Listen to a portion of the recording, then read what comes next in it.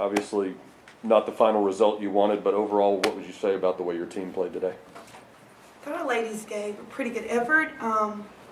We struggled with turnovers.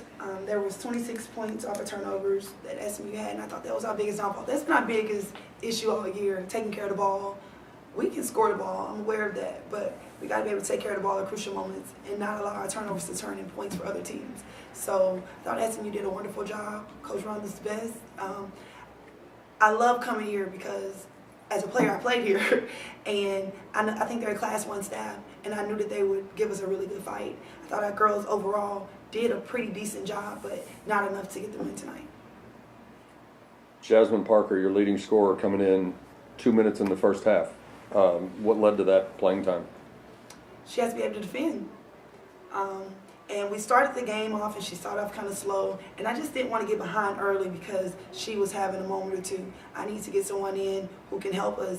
And I thought our young ladies came off the bench and did a pretty good job tonight, our young kids. And I want to give them opportunity as well. They played all season behind Jazz. Jazz has done an incredible job as a player of the year for us. But I do think we have other faces that can help us. And they need to start feeling it early. And when she's having, a tough start, get them on the court a little bit quicker. Obviously, Jazz was your conference player of the year. Mm-hmm. Limited playing time tonight. Brianna comes in with 21 points. How would you rate her performance? I don't know where that came from, though. Where it ranks on her best games of the year? Not her best game of the year, but definitely a pretty solid game for us. She had 5 turnovers, so I wouldn't consider that her best game. She scored the ball pretty good with 21 points, but I think her career high is 29-30. I needed her to have a good game for her confidence, too. After coming off the tournament, she made all-team, conference team in the tournament, but I didn't think she played very well. I thought tonight she was better. I know I'm a little hard on her. And she's still growing as a sophomore, having 2 more years to play collegiately. Her future is really bright, but she has to be solid. Walking up here, I told her, I need you to be a leader. You have to start leading this team. That's the biggest thing with runs. I noticed that the score was tied 10 times, and there was 9 lead changes. Someone on the court has to be able to say, hey, let's buckle down.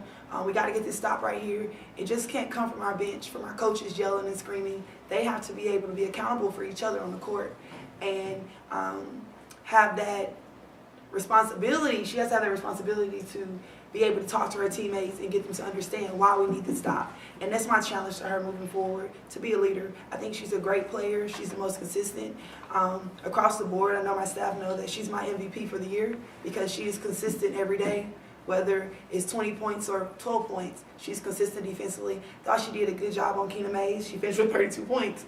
But I thought she made her take tough shots down the stretch, especially before halftime. She gave up a 3 because she didn't follow the instructions that were given her. In the second half, she did a better job at it. And that's all I can ask of her, to be coachable. And for the most part, she is.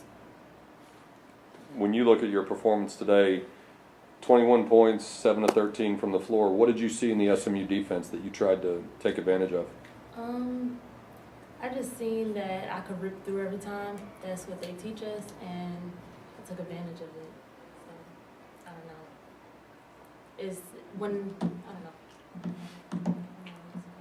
She was aggressive offensively.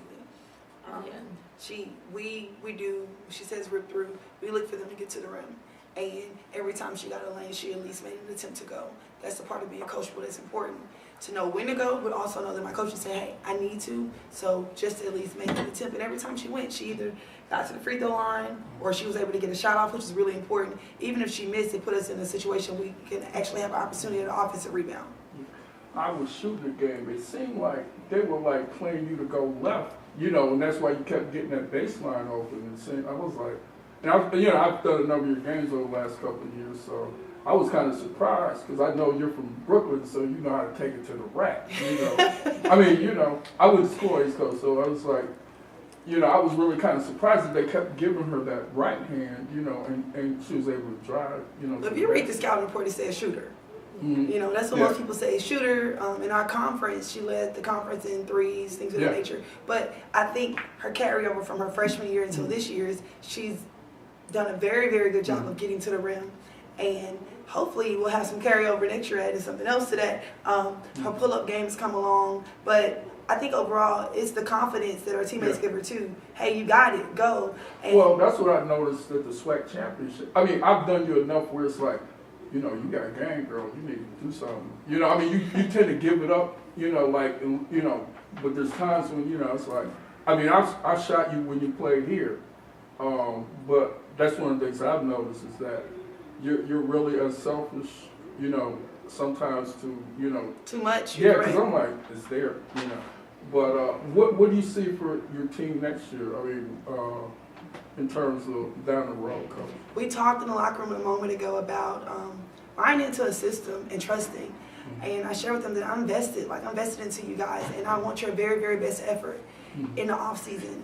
You got to give it to them when it stings a little bit so they can understand how important it is. So we talked about this after the championship game as well that we lost in, and then tonight. The off season is so important for us to take care of the ball more and get more invested into why you're here. Student first, but then you're here to play for Texas Southern women's basketball team. Put more time into the gym. Really, really buy into your craft. We're young. We have one senior, and she's actually from the Dallas area, Crystal Anniam, number 40. Yeah. But we're really young. We have two kids sitting out, a transfer from ORU and a transfer from ECU. So we're in a good place. We have a JUCO kid coming in, but they already know the system, the transfers, which was important for me. And SMU has done the same thing in the past with Brittany Hardy, with Keena Mays, with Christina Hernandez. Like, it's important to get good transfer kids in who are solid academically, not a problem kid. And I can say that about the young ladies who come in. They're going to be very solid for us. And they're not really role players. They're coming in to do a job. Keena Mays came in December last year to do a job, and she's done a wonderful job at it. And that's what I expect. I expect the same thing from our two kids. So even though we have the same players, it may look a little different. Yeah. Coach, Time for one more question. talk about how difficult it was with Alexis being in foul trouble early in the first half, only playing 5 minutes. Was it difficult trying to make adjustments? It's tough because we have Jasmine on the bench, and then you have Alexis Johnson picked up a technical, pouting. That's a freshman mistake. She's just really young, and she beats herself up. So her slamming the ball down had nothing to do with referees. It was more so her, and she has to learn. We talked about it in the locker room a moment ago. Control your emotions. Somebody see that, they may think, oh, she doesn't have good, camaraderie on the court. And really, she is pillow soft when it comes to her teammates and other players on the floor as well. So I think it definitely put us in a bad situation, and we were able to hold on coming in at halftime only down 9. Probably would have been down 6 if somebody would have gave up a 3 in the corner, but we'll talk about that later. But yes, I think that put me in a bad spot because there was only certain things I could run. I thought Coach Rhonda did a good job with keeping them packed in that zone. With 2 shooters off the floor, being Jazz and Lex, it limits me, on what we can run.